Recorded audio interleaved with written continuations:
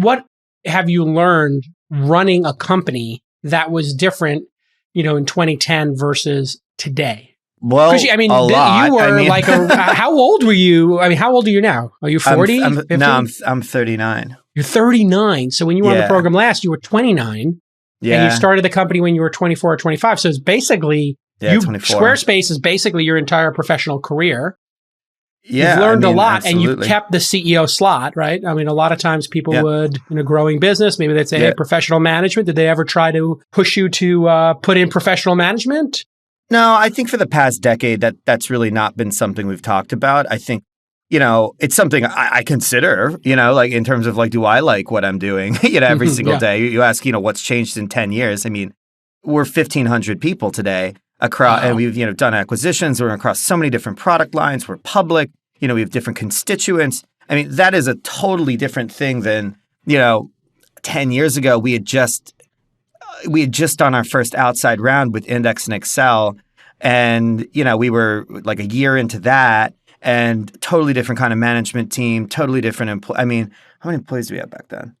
I had like 50, 60 when we talked. Mm-hmm. So much smaller. So yeah, I mean, you talk to a lot of startup founders and CEOs. I mean, the job of what you're doing in a 1,500 person company is completely different than what you're doing at 60. I mean, before we got on, you were talking about, I was on CNBC yesterday talking about some new product releases we had. Got all these investor meetings now. External. All the public side of things. So you're talking to analysts. So yeah, it's totally different.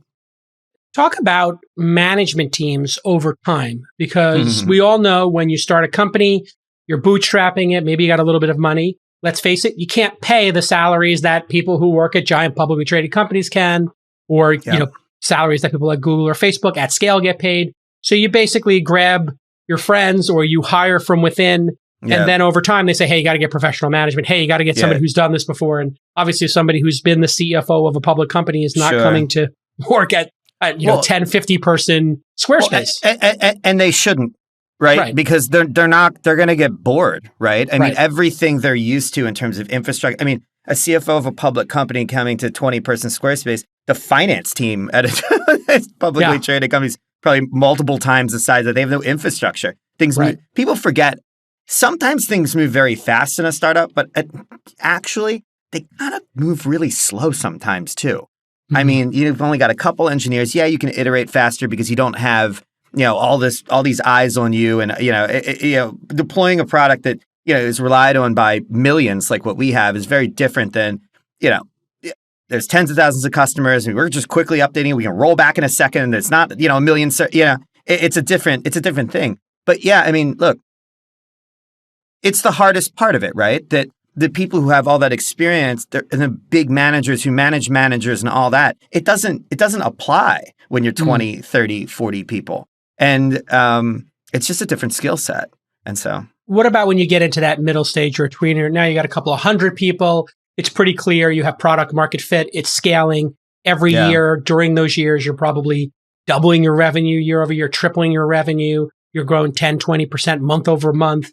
And now you got to make that decision. Okay, I got somebody who's in this position, who's grown with the company, but man, they're in over their head. They've never done this before. And they're telling me, hey, I got to bring in some more senior people. How did you manage that whole transitional and evolutional period? Because I hear from the boards I'm on and founders, it can be kind of the hardest thing. Yeah, I just go ahead and say, like, I don't know, poorly. Like, I mean, you look back at that. How honest is that? Not that poorly because I'm here, but I mean, yeah, I look back and I'm like, that thing that took 3 years should have taken 1. What was I doing? And all that. I think I'll say 2 things during that time. One is a lot of the time when the person's not working out in the role, they end up failing their peers as much as they end up failing you. And there's a bit of a situation there. And I'm not talking like people just can't get along. I'm talking like they're not delivering for one another. They're not showing up right. So the one team can't plan because the other team's just not doing the work. And so that's one source of like sort of, hey, I got to have a conversation here. You're not working with you're not giving them what they need, or they're failing their teams.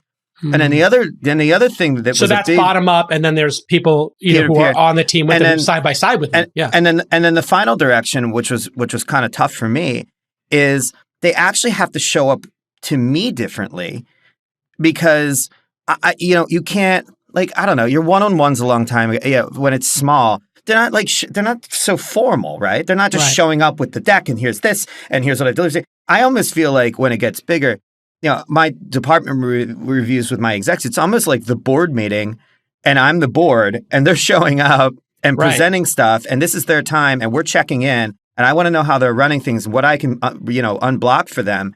And for a lot of people, when it's smaller, it just feels weird to start to show up to me in a much more formal way. And unless they do, I'm done because I just can't run it any other way.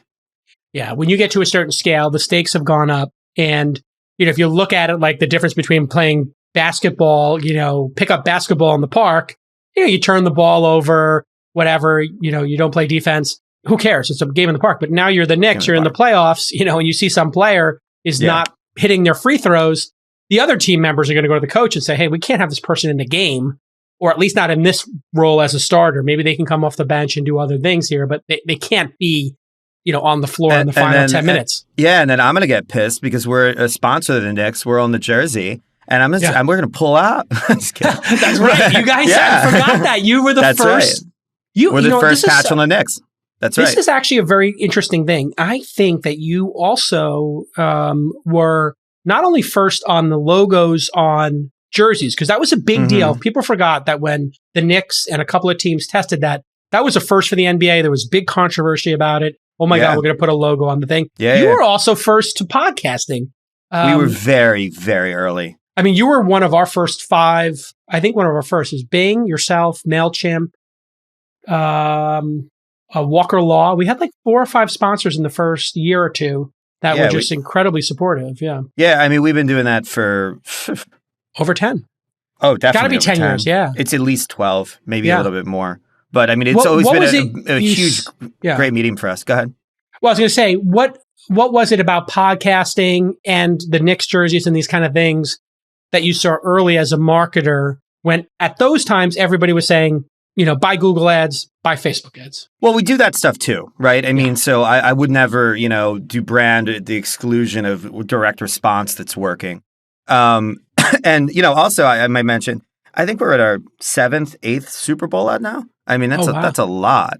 And when we were doing those a while ago, we were in an interesting context there. It was a lot of car companies and carbs and alcohol and then there's like websites. It's like, really? But it worked for us. I think to answer the original question though, regarding podcasts. So back then it was much more of the Wild West. And what was great about it is you had these really great show creators who had a great connection with their audience. And for us to be able to go to somebody and educate them on the product and say, look, it's marked as an ad, of course. All of our ads are marked as ads. But we want to support you. And if you really like the product, talk about it. And people would do an ad read and it'd be authentic. And that would work with their audience. And they'd put a coupon code in the podcast. And they tell their listeners, hey, Squarespace is supporting the show. Use this coupon if you need a website, blah, blah, blah. And it gave us great attribution. It gave us great reach, right? Because podcasts are listened to in all, if we're doing an English podcast, non-English markets as well. So it gave us global reach. And, back before people would swap the ads out, the ad would just play forever. Oh, that's right. I mean, certainly we hard code them into ours. So whatever ads you did over the decade, they're just there forever. And that was always my philosophy on it. This Week in Startups is brought to you by Silicon Valley Bank. What's next? What if? Are we ready? Now what? These are the questions that can keep founders up at night, and no one understands this quite like Silicon Valley Bank. For over 35 years, Silicon Valley Bank has helped thousands of high-growth companies by providing scalable financial solutions along with insights and expertise that many other banks just can't. From healthcare to hardware, software to infrastructure, SVB works with companies across the innovation landscape at all stages of the journey, anticipating their needs even before they do.